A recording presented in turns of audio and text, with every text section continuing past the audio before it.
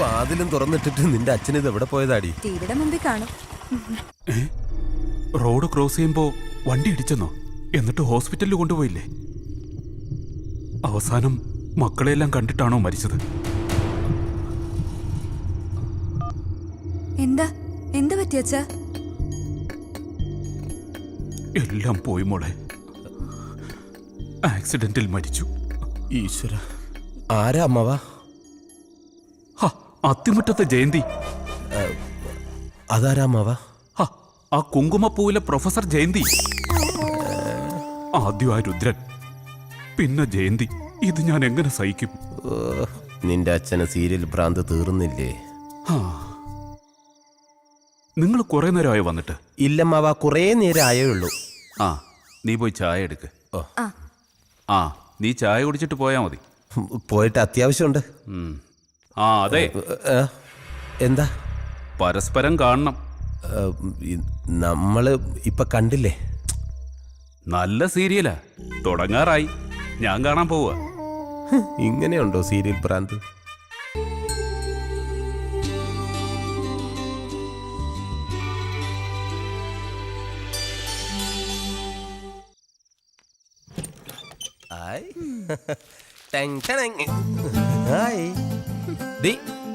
നിങ്ങൾക്ക് എല്ലാവർക്കും ഉള്ള ഡ്രസ് ഇത് പിടിച്ചേ.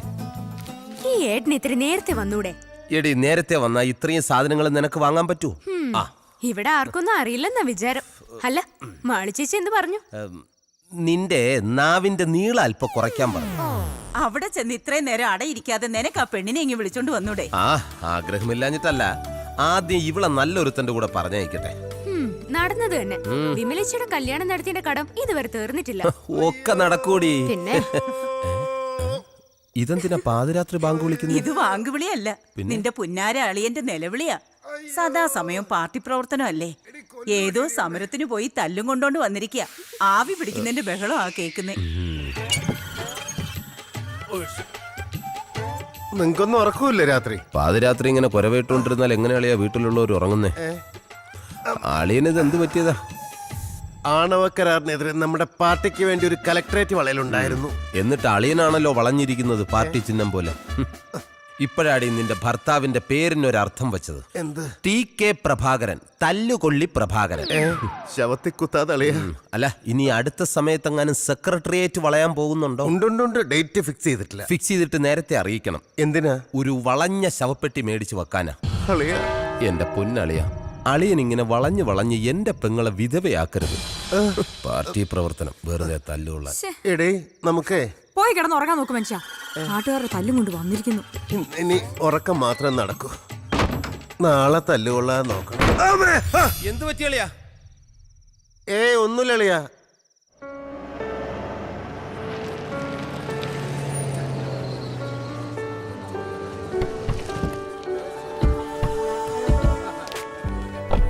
Hi, good morning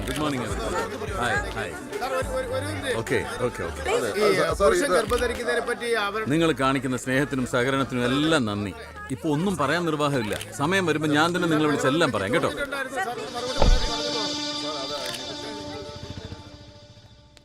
good morning everybody. World medical കോൺഫറൻസിൽ തന്റെ ഇൻവെൻഷൻ പ്രസന്റ് ചെയ്ത് എല്ലാവരുടെയും പ്രശംസ നേടിയാണ് ഡോക്ടർ റോയ് മാത്യു നാട്ടിൽ തിരിച്ചെത്തിയിരിക്കുന്നത്. ഞാൻ അധികം ദീർഘിപ്പിക്കുന്നില്ല. തന്റെ ഇൻവെൻഷന്റെ വിശദാംശങ്ങൾ പ്രസന്റ് ചെയ്യുന്നതിനായി ഞാൻ അദ്ദേഹത്തെ ആദരപൂർവ്വം ക്ഷണിച്ചുകൊള്ളുന്നു.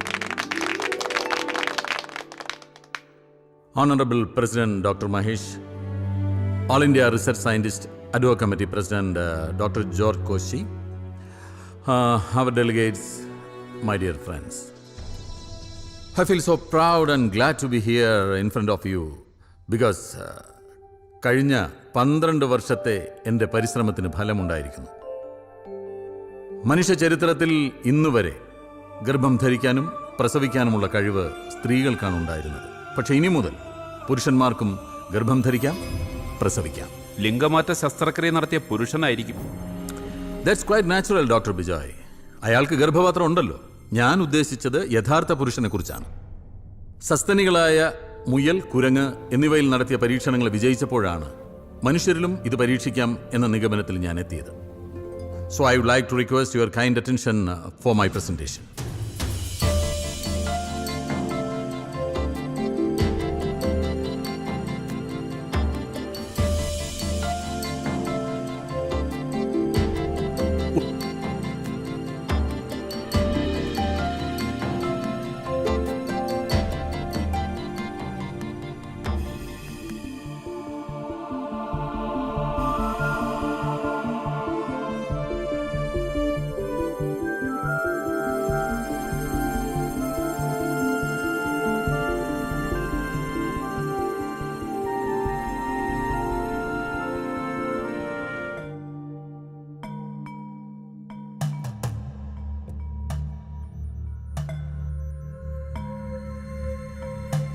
ഒരു സ്ത്രീയിൽ ഗർഭധാരണം നടക്കുന്നത് അണ്ഡം ബീജവുമായി സംയോജിച്ച് ഭ്രൂണം പിറവിയെടുക്കുന്നിടത്താണ്.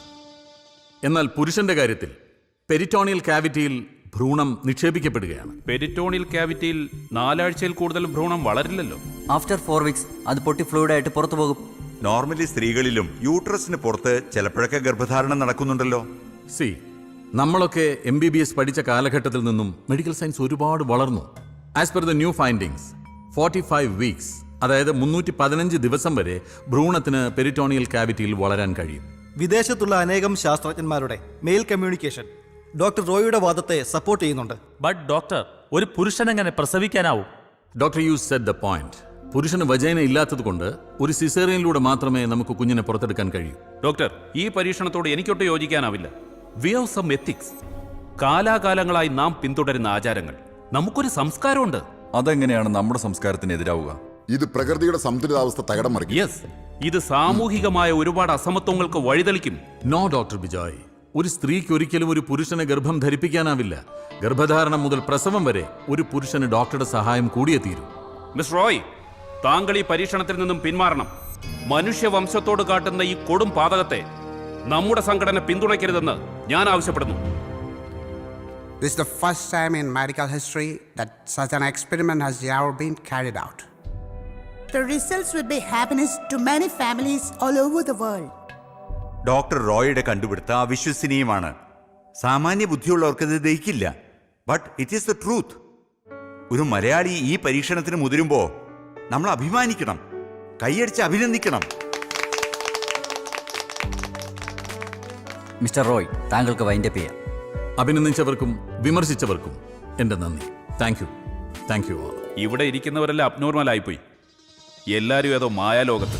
U are absolutely right doctor Bijoy. Indian ഫിലോസഫിയിൽ പോലും പ്രിഫറൻസ് മായയ്ക്കാണ്. Maya means illusion. ഞാനും നിങ്ങളും എല്ലാം ജീവിക്കുന്നത് ഓരോ മായ കാഴ്ചകളിൽ അഭിരമിച്ചാണ്. Some dreams become true and my research is such a dream. ഷണ്ഡത്വവും വന്ധ്യതയും കാരണം ബുദ്ധിമുട്ട് അനുഭവിക്കുന്നവർക്ക് ഈ മാർഗം വലിയൊരു സഹായമാവും. Finally, I declare that a man could become pregnant and he's able to deliver a healthy offspring. That's all. Thank you. Well done doctor. Thank you, Dr. Mahesh. അപ്പോ ഇനി വേണ്ടത് ഒരു കാരിയറെയാണ്. Yes. മനസ്സുകൊണ്ടും ശരീരം കൊണ്ടും നമ്മുടെ പരീക്ഷണത്തിൽ പങ്കാളിയാവാൻ സന്നദ്ധതയുള്ള ഒരാൾ. പത്രത്തിലൊരു പരസ്യം കൊടുത്താൽ probably will get A suitable carrier. അത് വേണ്ട. ഈ സാമ്പത്തിക ലാഭം മാത്രം നോക്കി വരുന്ന ആരെങ്കിലും ആണെങ്കിലോ? അപ്പോ എന്താ ഒരു വഴി? എന്തെങ്കിലും ഒരു വഴി ഉണ്ടാവും. ഈ പരീക്ഷണത്തിന്റെ തുടക്കം മുതൽ തന്നെ ദൈവത്തിന്റെ അദൃശ്യമായ ഒരു സാന്നിധ്യം എനിക്ക് അനുഭവപ്പെടുന്നുണ്ട്. ചേട്ടാ, എന്താടാ? പട്ടിയുണ്ടോ? എന്തിന്? ഒരു കൊറിയർ ഉണ്ടായിരുന്നു. പട്ടിക്കും കൊറിയറാ? ആരുടെ അയച്ചത്? പട്ടിയെക്കാളും കഷ്ടമാണല്ലോ ഇയാള്. പറയടാ, ആരുടെ അയച്ചത്? അല്ല, അത് ഡോക്ടർക്കുള്ളതാ. ഡോക്ടറിന്റെ കൊറിയർ നീ എന്തിനു പട്ടിക്ക് കൊടുക്കുന്നത്? അതല്ല ഏട്ടാ, എനിക്ക് അകത്തോട്ട് വരാൻ ഇവിടെ കിടക്കുന്ന പട്ടി കടിക്കൂ? ഈ പട്ടി കടിക്കൂല. തൊട്ട് താഴെ ഒരു പട്ടി കിടപ്പുണ്ട്, അത് ഉഗ്രനായിട്ട് കടിക്കും. തുറന്നു വിടട്ടാ. അയ്യോ, അതിനല്ല, എനിക്ക് ഡോക്ടർക്ക് കൊറിയർ കൊടുക്കണം. ഡോക്ടർ ഉണ്ടല്ലോ. ഡോക്ടറെ നീ ഉണ്ണിക്കാൻ വന്നതാ അതാ കൊറിയർ കൊടുക്കാൻ വന്നതാ? കൊറിയർ കൊണ്ടുകൊട്. ചെല്ല്. ഇയാളെന്താ ചിമ്പാൻസിക്കുണ്ടായ? പട്ടിയുണ്ട് കേട്ടാ. ശരി. ദൈവമേ, അയാൾ ഇനി കടിക്കണ പട്ടി അഴിച്ചു വിടുവെന്തോ. മുഴുപ്രാന്തനാന്ന് തോന്നുന്നു.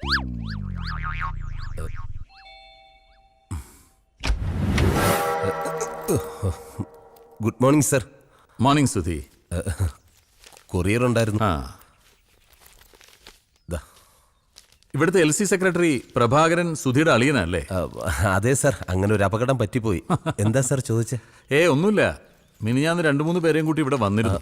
എന്തിനാ? പിരിവിനാ വന്നത്. പുള്ളിക്ക് പാർട്ടി പിരിവും തല്ലുകൊള്ളലോ മെയിൻ ഹോബി. സുധീന്ദ്രന് രാഷ്ട്രീയമൊന്നുമില്ലേ? അയ്യോ, കുടുംബത്തിന്റെ രണ്ടറ്റം കൂട്ടിമുട്ടിക്കാൻ ഓടി നടക്കുന്ന എനിക്കെന്ത് രാഷ്ട്രീയം സാറേ? ഞാനും കൂടെ പണിമുടക്കാൻ നിന്ന് കഴിഞ്ഞാൽ കുടുംബം പട്ടിണിയായി പോകും സാറേ. ഏതായാലും സുധീന്ദ്രൻ കഷ്ടപ്പെട്ടൊരു കുടുംബം നോക്കുന്നുണ്ടല്ലോ. അതേതൊരാണിന്റെ കടമയല്ലേ സാർ? ശരി സാർ. ശരി.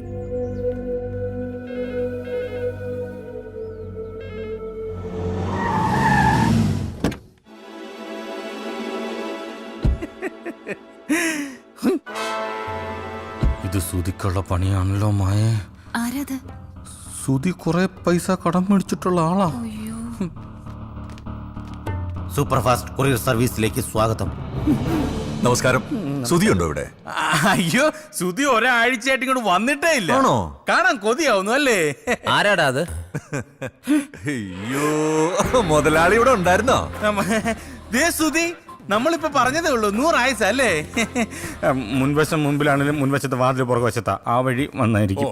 അവന്റെ മുൻവശത്ത് പാല് ഞാൻ പുറകുവശത്താക്കും.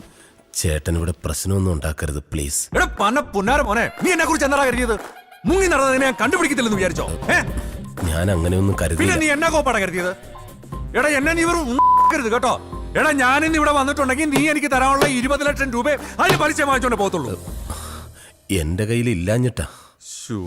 കഷ്ടായി പോയല്ലോ. അപ്പൊ ഇനി എന്നാ ചെയ്യാനാ? നീ ഒരു കാര്യം ചെയ്യും, നാളെ രാവിലെ രജിസ്റ്റർ ഓഫീസിലോട്ട് വന്നൊന്ന് സൈൻ ചെയ്ത് തന്നേര്. അല്ലടാ? അതിന് ഞാൻ മാത്രം സൈൻ ചെയ്ത പോരല്ലോ. ഇവന് ആകപ്പാടെയുള്ള കിടപ്പാടമല്ലേ, അത് എഴുതി തരണമെന്ന് പറഞ്ഞാ. എടാ 1 2 അല്ല, 20 ലക്ഷമാ. 2 വർഷമായിട്ട് പലിശയില്ല. അത് ഞാൻ മനഃപൂർവ്വം തരാത്തതല്ല. അറിയാം, തരണോന്ന് നീ വിചാരിച്ചാലും നടക്കത്തില്ല. 12 ലക്ഷത്തിലധികം രൂപ കഴിഞ്ഞ 3 വർഷത്തിനിടയ്ക്ക് ഞാൻ തന്നില്ലേ? എടാ നീ തന്നു, അത് പലിശ. എന്റെ മുതലെവിടെ? വീടിന്റെയും പറമ്പിന്റെയും ആധാരം എന്റെ കയ്യിലുണ്ട്. അതുമാത്രമല്ല, ബ്ലാങ്ക് ചെക്കിലും മുദ്രപത്രത്തിലും ഒപ്പിട്ട് തന്നിട്ടാ നീ നിൽക്കുന്നത്. ഇത്രയും ഡോക്യുമെന്റ്സ് കയ്യിലുള്ള സ്ഥിതിക്ക് കുറച്ച് അവധിയും കൂടെ കൊടുത്തൂടെ? എന്റെ മുഖത്ത് നോക്കി ന്യായം പറയുന്നോടാ. എടാ കിട്ടാനുള്ള പണം ഉണ്ടാക്കിയ തന്തയാണെങ്കിലും കുത്തിരി പിടിച്ച് മേടിക്കുന്നവനാ ഈ ആന്റണി ഐസക്ക്. സുധി നിനക്കെന്നെ അറിയാവല്ലോ. ഇണങ്ങിയ ഞാൻ പൂച്ചക്കുട്ടിയാ, പിണങ്ങിയ ഉണ്ടല്ലോ. നീ ഒരു കാര്യം ചെയ്, ഞാൻ ആ വെണ്ടർ ബാലകൃഷ്ണപിള്ളയോട് ഒരു വിലയാധാരം തയ്യാറാക്കി വെക്കാൻ പറഞ്ഞിട്ടുണ്ട്. നാളെ രാവിലെ കൃത്യം 11 മണിക്ക് രജിസ്റ്റർ ഓഫീസിൽ സകുടുംബം എത്തിച്ചേർന്ന് അതൊന്ന് സൈൻ ചെയ്ത് തന്നേര്. എനിക്ക് ഇച്ചിരി സമയം കൂടി താ. ഞാനത് ആർക്കെങ്കിലും വിറ്റിട്ട് നിങ്ങളുടെ കടം വീട്ടാം. എന്റെ പൊന്നു സുധി, നീ ആവശ്യമില്ലാത്ത സ്വപ്നങ്ങൾ കാണല്ലേ. നീ കടം വീട്ടിയ നിനക്ക് മനസ്സമാധാനം, എനിക്കാണെങ്കിൽ കടം കൊടുത്ത കാശ് തിരിച്ചു കിട്ടിയതിന്റെ സമാധാനം. അപ്പൊ ശരി, നാളെ രാവിലെ കൃത്യം 11 മണി.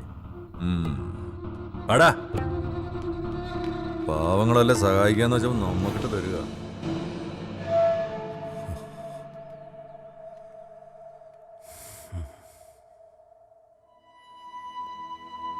ഡാ, നീ വിഷമിക്കണ്ട. ഈ ആന്റണിയുടെ കയ്യിൽ നിന്ന് രക്ഷപ്പെടാൻ ഒരു വഴിയുണ്ട്. എന്തു വഴി? യെസ്, മുഹമ്മദ് കുട്ടി സ്ലീപ്പിംഗ് അല്ല സ്പീക്കിംഗ്.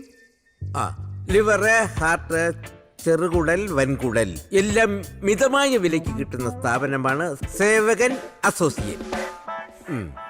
നിങ്ങൾക്ക് എന്തുവാ വേണ്ടത്? എന്തുവാ? പ്ലീഹയോ? അതെന്തുവാ? ഇടോ, അതൊക്കെ സാധാരണ മനുഷ്യർക്കുള്ള സാധനമാണോ? എന്തോ ഓടി ഓടിന്നു പ്ലീഹ പോലും പ്ലീഹ. നമസ്കാരം സാർ. എന്തുവാ നിങ്ങളുടെ പ്രശ്നം? ഓ, ഹലോ, ഹാർട്ടോ. അതെ, നിങ്ങളെ നാളെ വൈകിട്ട് വിളിക്കേ. ശരി. എന്താ നിങ്ങളുടെ പ്രശ്നം? അതായത് ഹലോ, ഭയങ്കര ബിസിയുള്ള ആളാ. ലിവറോ ആടിന്റെയോ? എടോ, ഇത് ഇറച്ചിക്കടയല്ല, മനുഷ്യന്മാരുടേതേ എടുക്കത്തുള്ളൂ. ഇനി കാര്യം പറ, കൊടുക്കാനാന്നോ എടുക്കാനാന്നോ? കൊടുക്കാനാ. ഏത് പാർട്സാ? അത് ഈ കിഡ്നി ആണെങ്കിലോ? അത് കൊള്ളാം. പിന്നെ പ്രായം, ബ്ലഡ് ഗ്രൂപ്പ് ഇതിനെ ആശ്രയിച്ചായിരിക്കും വില. നിങ്ങളെ എത്രയായിരിക്കും ഉദ്ദേശിക്കുന്നത്? കുറച്ച് കൂട്ടി പറഞ്ഞു. ഒരു 10 ലക്ഷം 20 ലക്ഷം രൂപ. അത്ര